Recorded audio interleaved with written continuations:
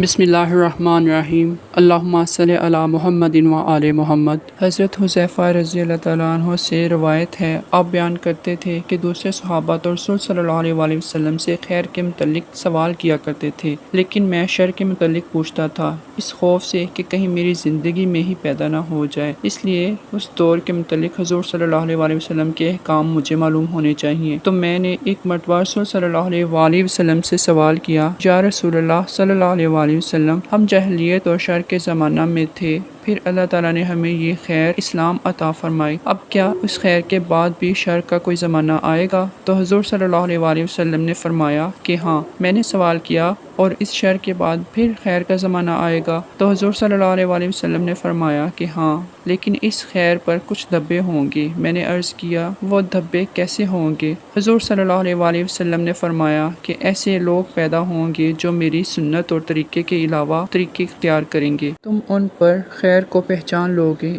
اس کے باوجود ان کی بدعات کی وجہ سے انہیں ناپسند کرو گے۔ میں نے سوال کیا، کیا اس خیر کے بعد پھر شر کا زمانہ آئے گا؟ حضور صلی اللہ علیہ وآلہ وسلم نے فرمایا کہ ہاں، جہنم کے دروازوں کی طرف بلانے والے پیدا ہو جائیں گے، اور جو ان کی پذیرائی کرے گا اسے جہنم میں جھونک دیں گے۔ میں نے عرض کیا، یا رسول اللہ صلی اللہ علیہ وآلہ وسلم، ان کے اوصاف بھی بیان فرما دیجیے۔ حضور صلی اللہ علیہ وآلہ وسلم نے فرمایا کہ وہ لوگ ہماری ہی قوم و مذہب کے ہوں گے، ہماری ہی زبان بولیں گے۔ میں نے عرض کی، پھر اگر میں ان کا زمانہ پاؤں تو آپ کا میرے لیے کیا حکم ہے؟ حضور صلی اللہ علیہ وآلہ وسلم نے فرمایا کہ مسلمانوں کی جماعت اور ان کے امام کا ساتھ نہ چھوڑنا۔ میں نے عرض کی، اگر مسلمانوں کی کوئی جماعت نہ ہوئی اور نہ ان کا کوئی امام ہوا؟ حضور صلی اللہ علیہ وآلہ وسلم نے پھر فرمایا، پھر ان تمام فرقوں سے اپنے کو الگ رکھنا، اگرچہ تمہیں اس کے لیے کوئی درخت کی جڑ دانت سے پکڑنی پڑے، خواہ کسی قسم کی بھی مشکل حالات کا سامنا ہو، یہاں تک کہ تمہاری موت آ جائے اور تم اسی حالت میں ہو۔